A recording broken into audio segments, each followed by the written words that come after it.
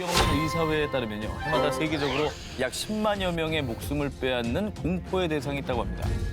그것은 바로 스네이크, 뱀입니다. 그런데 말이죠. 순식간에 목숨을 앗아갈 수 있는 이 무시무시한 뱀의 독을 얻기 위해서 매일같이 고군분투하는 사람들이 있다고 합니다. 바로 스네이크 밀커입니다. 스네이크 밀커란 코브라나 방울뱀 등 맹독을 가진 뱀으로부터 독을 추출하는 일을 하는 사람들을 뜻합니다. 아니 근데 뱀독을 어디에 쓰려고 저렇게 추출하는 거예요? 자, 그 이유는 뱀독을 활용한 치료제 때문인데요.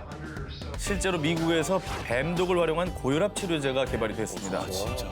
또 극소량의 독만으로도 성인 10명은 사망시킨다는 뱀, 블랙맘바의 맹독은 알츠하이머와 뇌졸중 치료 연구에도 쓰이고 있습니다. 참고로 미국에만 약 4개의 독 연구소가 있는데 스네이크 밀커는 극소수에 불과 극한 직업이자 희귀 직업인 셈이죠. 근데 진짜 저렇게 해서 독을 추출한 거를 가지고 사람의 병을 치료할 수 있다는 거예요? 연구에 쓰이고 있는 거죠. 극한 직업 스네이크 밀커의 뱀독 추출법은요. 자, 우선 길다란 갈고리를 사용해 뱀의 머리 부분을 낚아챈 뒤에요. 자, 손으로 뱀의 머리를 잡고 고무막이 씌워진 유리병에 뱀의 입을 가져가면 마치 먹이를 물고 있을 때처럼 뱀의 입에서 강한 맹독이 방출됩니다. 저렇게 쏘는 거네. 자, 독이죠. 이때 스네이크 밀커는 날카로운 이빨에 물리지 않도록 뱀을 잘 컨트롤하는 게 관건. 아니 장갑이라도 좀 끼시지. 그러니까 저 이빨이 들어올 수 없는 두꺼운 장갑 이런 거 껴야 되는 거 아니에요? 이제 장갑을 끼면 손에 감각이 무뎌지기 때문에 맨손으로 독사를 잡는다고 합니다. 그리고 뱀 한 마리한테서 추출하는 독의 양이 많지가 않아서 하루에 무려 150마리 이상의 뱀을 상대해야 한다고 합니다. 엄청나죠? 진짜. 그 일주일에 한 1000마리에 가까운 뱀을 다룬다는 스네이크 밀커 짐 해리슨 씨 인터뷰에 따르면요. 베테랑임에도 불구하고 뱀의 이빨에 수차례 물려서 응급실에 실려가기도 했다고 하고요. 한 달 동안 3차례에 걸친 대수술을 받은 적도 있다고 합니다. 어머 손 봐. 와. 아니 그게 진짜 맹독이잖아요. 네. 정말 계속 반복되는 말이지만 이것도 목숨 걸고 하는 일이네요. 맞습니다. 네. 목숨 건 극한 직업이죠. 연봉 네. 얼마입니까? 그래 연봉. 이들의 연봉은 평균 3,400만 원 선이라고 합니다. 좀 박하다. 박하죠. 네. 생각보다 좀 작아서 놀랐네. 그렇죠. 네. 하지만 하루에도 수십 번 생명의 위협을 받지만 이들은요. 사람들은 독을 죽음이라고 생각하지만 우리는 독을 생명이라고 생각합니다. 라고 여긴다고 합니다. 이들을 버티게 하는 것은 일에 대한 사명감이 아닐까 하는 생각이 듭니다. 지금까지 이런 직업은 없었다 싶고 13위 공개합니다. 50m 상공을 하는 슈퍼맨. 이번에 소개할 직업. 일단 이분들은요. 러시아어, 교통체증 뭐 이런 거 없습니다. 왜냐면 매일 헬기를 타고 출근하기 때문이죠.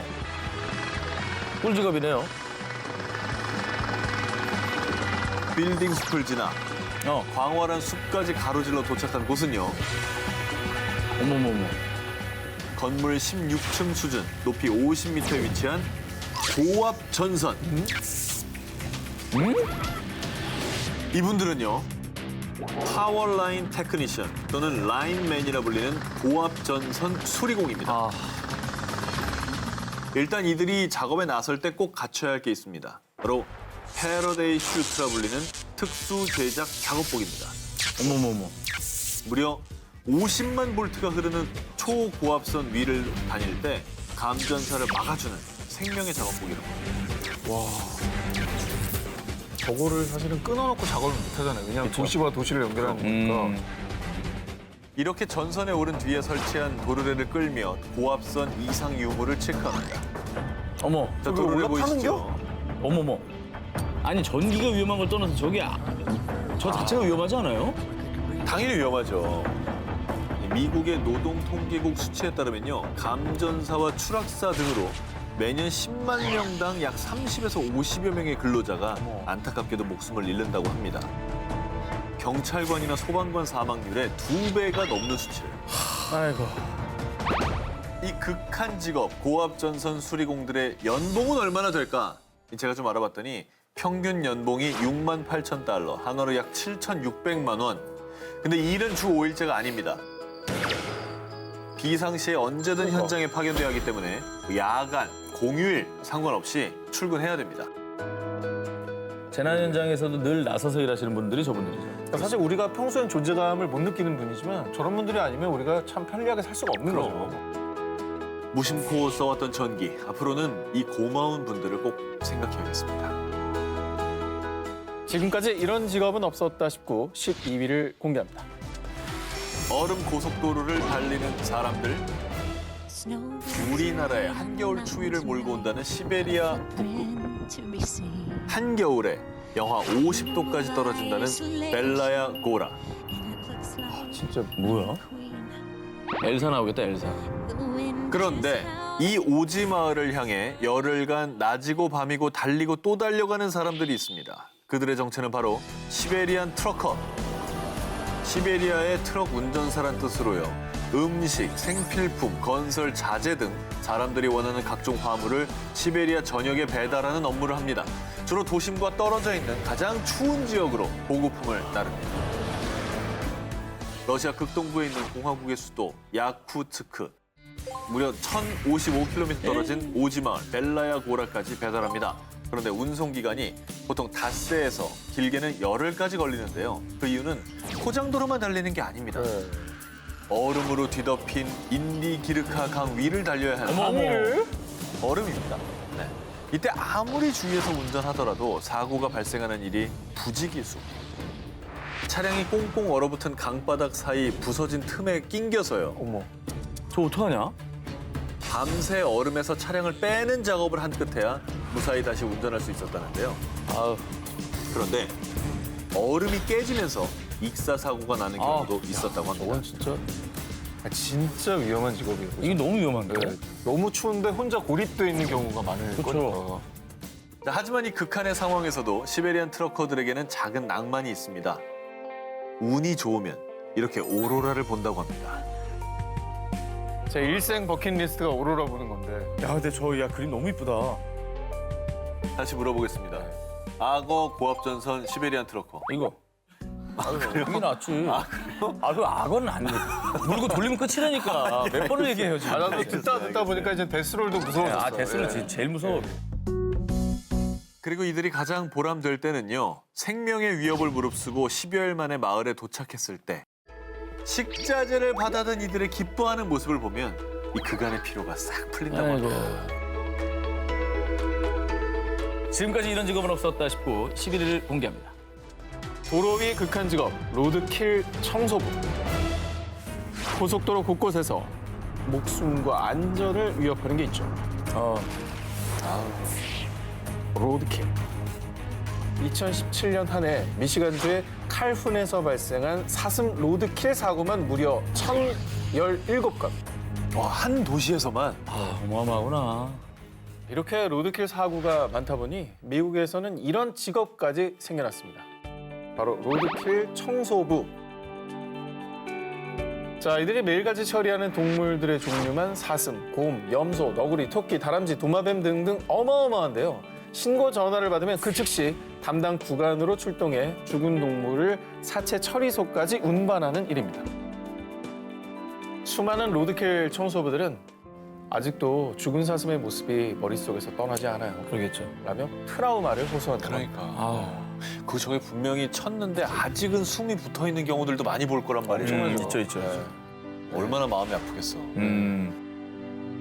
그리고 특히나 밤이 되면 가로등 하나 없이 깜깜한 곳이 많아서 교통사고 위험에 노출되어 있다고 합니다. 그러니까 이분들이 위험할 것 같아요. 그러니까 치우시다가 오는 차에 이렇게 그렇죠. 네. 안 보이니까. 사고가 날 수도 있는 거죠.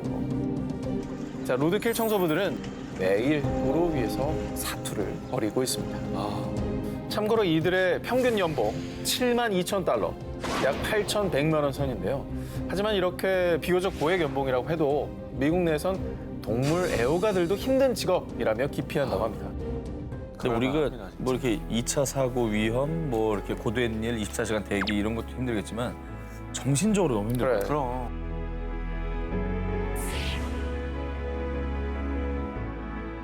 지금까지 이런 직업은 없었다 싶고 10위 공개합니다. 바닷속 극한 직업 수중 용접사.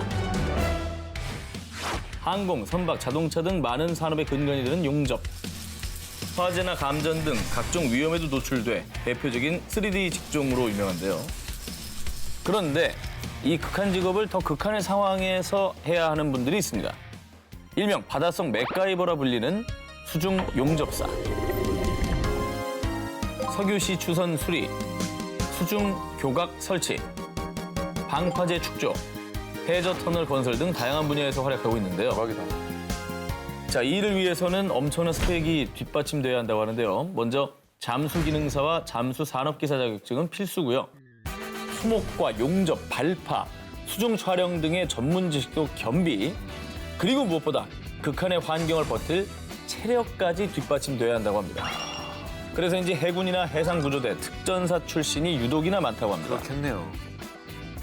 우선 바다로 가는 길부터가 험난합니다. 무려 15kg이 넘는 특수 헬멧을 포함, 쓰고 들어가야 돼. 산소통, 케이블, 용접 장비까지 총 30kg이 넘는 장비를 맨 채 수심 약 15m부터 최대 100m 이상까지 내려가 작업을 해야 한다고 합니다. 대박이다, 대박. 그리고 물속에서 전기를 다루는 직업이다 보니 맞아. 감전사 같은 안전사고를 비롯해 케이블 작업선에 모기 감기는 사고도 있었고요. 또 상어가 나타날 위험까지 안고 있다고 합니다. 그래서 8년 차 이상 베테랑 작업자들도요. 항상 목숨을 걸고 작업하는 마음이라고 하는데요. 게다가 뗄래야 뗄 수 없는 직업병, 수중 압력 때문에 혈관이 막히는 감압병 등에 시달리는 분들도 부지기수. 맞아.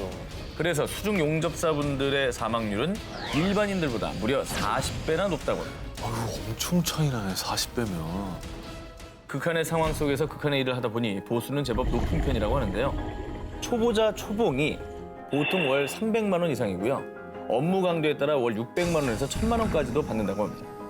그래서 업계에서는 우스갯소리로 저승에서 벌어서 이승에서 쓴다라는 말이 있을 정도로 어우, 정말 우스갯소리이긴 하지만 확 온다. 예. 확 온다, 진짜. 정말 확 오네요. 일은 힘들지만 그래도 힘든 일을 해낸다는 자부심이 있습니다라고 말하는 수중 용접사분들. 네, 안녕하십니까. 춥지? 네, 멋있네요. 대한민국의 산업을 책임지는 당신들을 진심으로 존경합니다.